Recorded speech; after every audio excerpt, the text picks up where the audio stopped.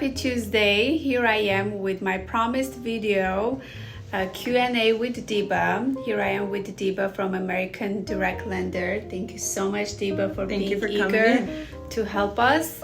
And we have the questions right in front of us.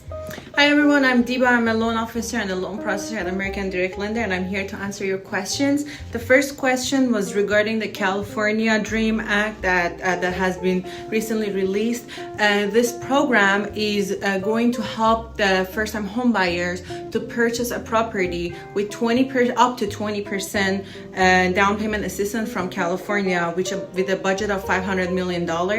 And what are the requirements are that you have to have a FICO of at least 680. You have to be a first-time home buyer, which means you had never owned a property or you never owned a property in the last 3 years.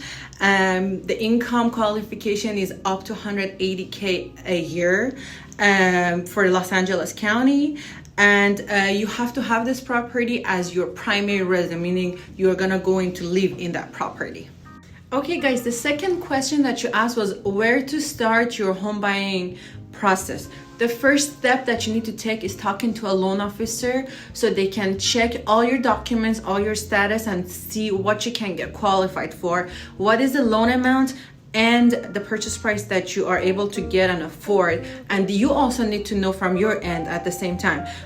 Trust me, you need to talk to a loan officer even before finding an agent for yourself. I'm sure Kathryn has a better experience dealing with clients with pre-approvals and without pre-approvals. Of course.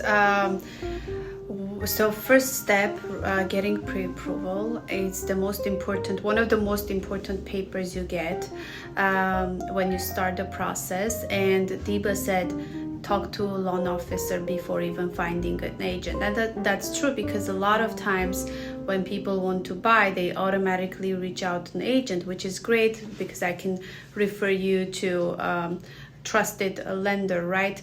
But I don't start the process with you until we have the pre-approval in hand, because I don't want you to go through the emotional path of falling in love with a property which you cannot afford.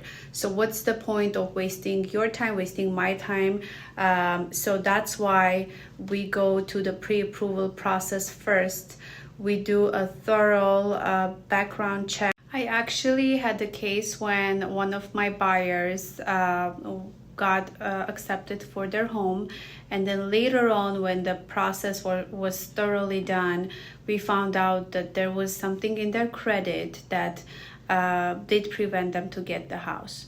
So as much as you do want to jump to home hunting process, it is extremely important to know exactly what's going on with your credit, how much you can afford, and if you're going to get the loan or not, because there's just too many risks involved, and I want my clients to be protected rather than saying, yes, you can afford, when we know that they might not afford to buy.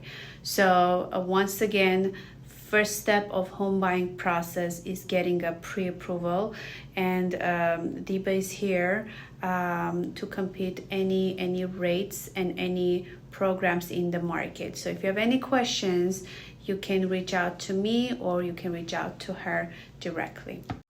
Okay, next question we have. Someone wrote, do I need to have W-2s to qualify? So having a W-2 is only one of the ways to get qualified for a loan. So if you are a 1099 worker, if you're self-employed, if you have different types of works and jobs that different types of tax documents, you can still get qualified to get a loan. And this is only for a full doc loan. There are other types of loans for people who do not get qualified for a full doc loan regarding their taxes or pay stubs. They can go non-QM with their bank statements if they are self-employed people, or other programs such as profit and loss or VOE only programs. You can ask me more about them. I can give you more details, but no, only having a W-2 is not the only requirement to get a loan. Okay, so the next question we have, someone wrote, how does my student loan affect my ability to get a mortgage loan?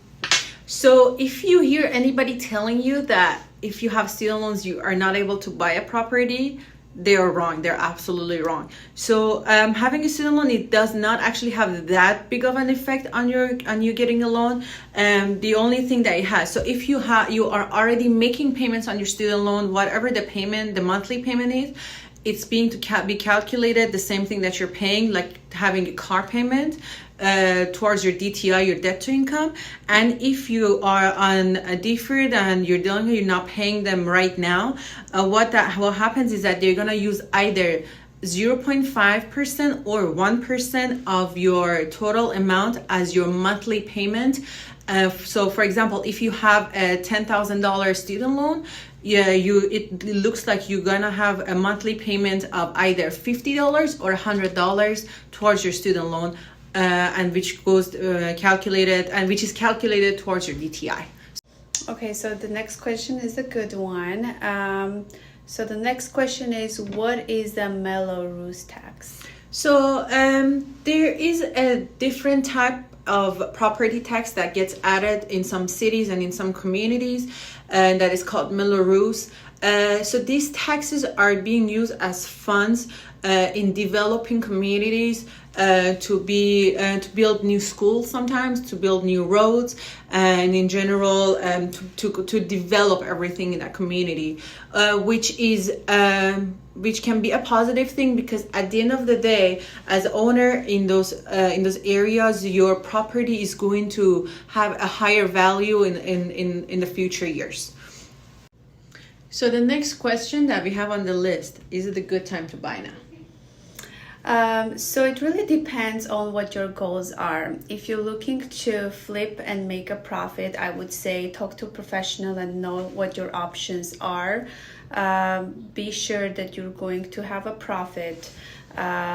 Talk to an accountant and analyze everything thoroughly before you make a decision.